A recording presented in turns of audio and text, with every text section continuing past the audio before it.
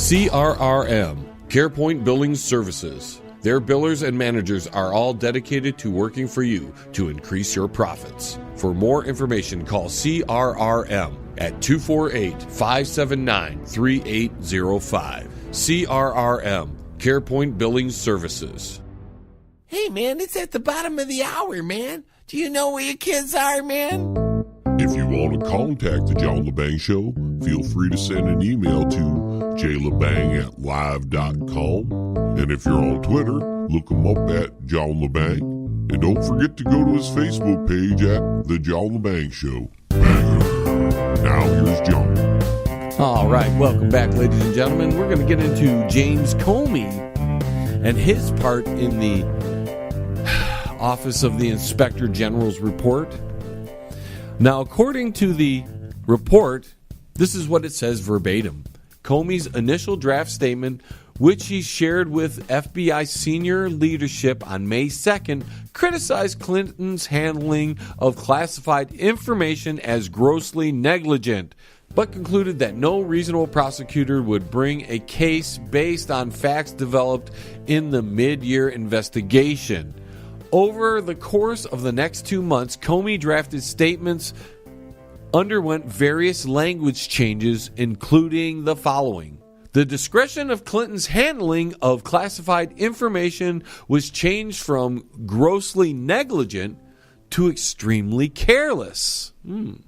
A statement that the sheer volume of information classified as secret supported an inference of gross negligence was removed and replaced with the statement that was classified information they discovered was especially concerning because of all these emails were housed on servers not supported by full-time staff. A statement that the FBI assessed that it was reasonably likely that hostile actors gained access to Clinton's private email server was changed to possible. The statement also acknowledged that the FBI investigation and its forensic analysts did not find evidence that Clinton email server systems were compromised, and a paragraph summarizing the factors that led to the FBI to access that it was possible that hostile actors assessed Clinton's server was added, and at one point referenced Clinton's use of her private email in an exchange with then-President Obama while in the territory of a foreign adversary. This reference later was changed to another senior government official and ultimately was omitted.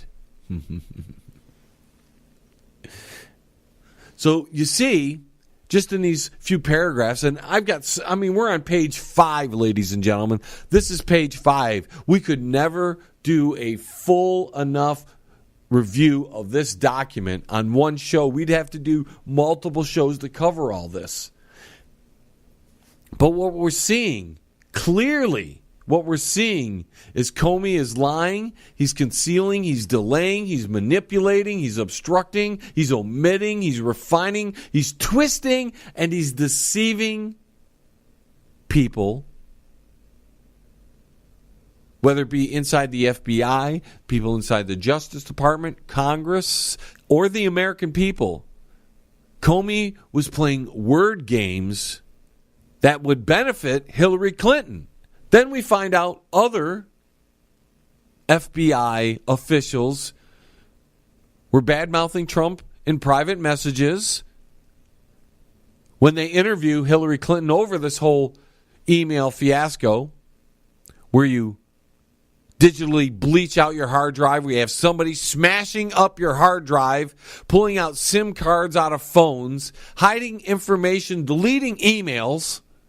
And you have FBI agents addressing her as Miss President or Mrs. President or as the President months before the election, months before she would even become president if she won, which she didn't. The FBI knew all this information. James Comey was playing word games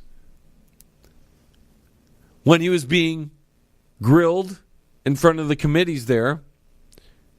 He would parse his words. He would bounce around the subject. He would answer very politically correct, avoiding any direct answer. You want to continue? You want to continue on this, ladies and gentlemen? Because we got people, I did a tweet the other day, and we have people defending Hillary Clinton and all this, jumping over the fact that, oh, well, James Comey and Hillary Clinton should both go to jail, and these people don't think either one should go to jail. Comey, just in the few things that I've read here, we already know he's manipulating, playing games. If that's not illegal, if reporting something wrong, if softening up the wording on an investigation isn't criminal, then we need to rethink our laws here. Because I'm telling you, ladies and gentlemen, if we would have done anything Hillary Clinton had done, and the FBI investigated us, they wouldn't change the wording to benefit us. They wouldn't go soft on us. They sure as hell wouldn't address us as Mr. and Mrs. whatever. They'd be looking to indict us and send us to jail. Yet, hey, Hillary Clinton, no big deal. She's going to be president. How can we send the future president to jail? How can we have an investigation that's truthful and honest and thorough, with honest verbiage, when she's going to be future president? We can't do that. We can't have Donald Trump as president. He's horrible. He doesn't know what he's doing. He's not professional. The fifth floor, we hate the fifth floor.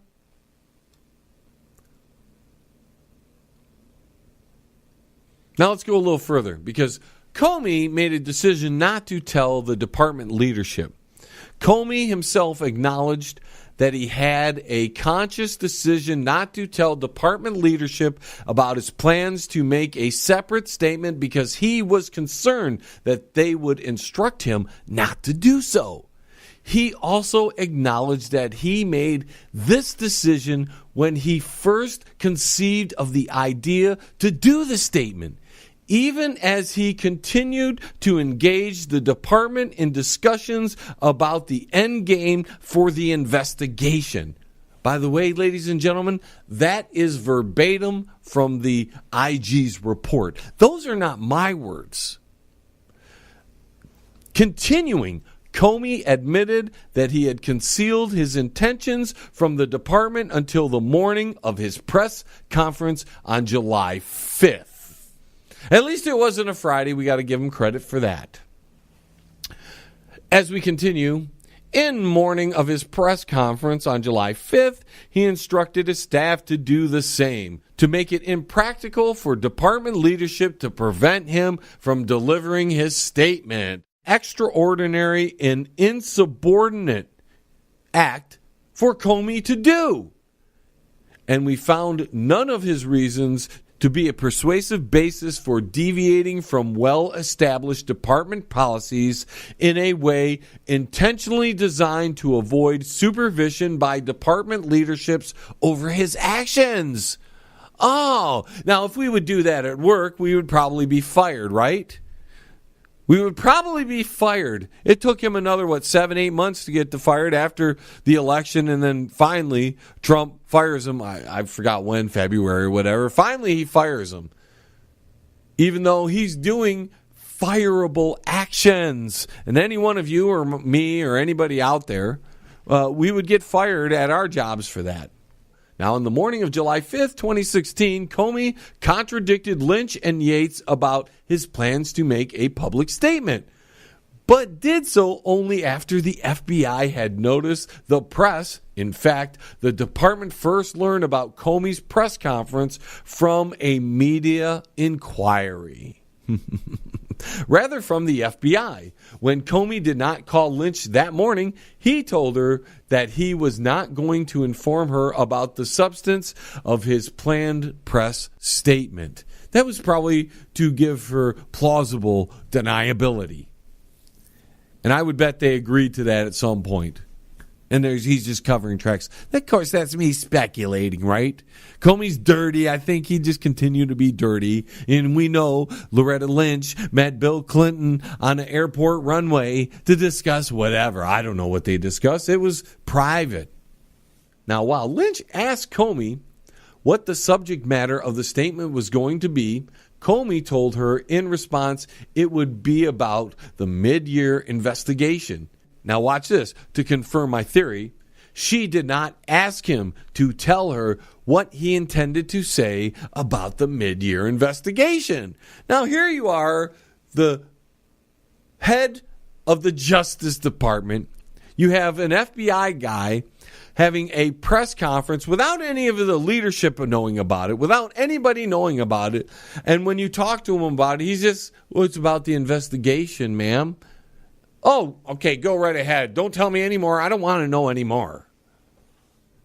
The AG found that Lynch, having decided not to recuse herself, retained authority over both the final prosecution decision and the department management of the mid-year investigation, such as the IG believes she should have had instructed Comey to tell her what he intended to say beforehand and should have discussed it with Comey.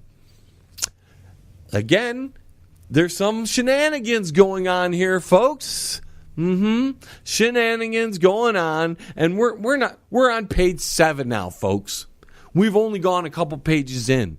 Can you imagine all the details that are still to come that I can't get to in this hour because we can't just focus on one thing all hour. We don't want people to get bored. But this document, this Inspector General report, will be available on our website, www.jlebang.com. I urge you to go there and spend time reading this because this is going to show you how corrupt the FBI is, how corrupt the Justice Department is, and how we need to clean out the corruption if we're ever going to have integrity in our bureaus, in our government agencies again. Remember, the FBI, if they're covering this kind of stuff up, what else could they be covering up?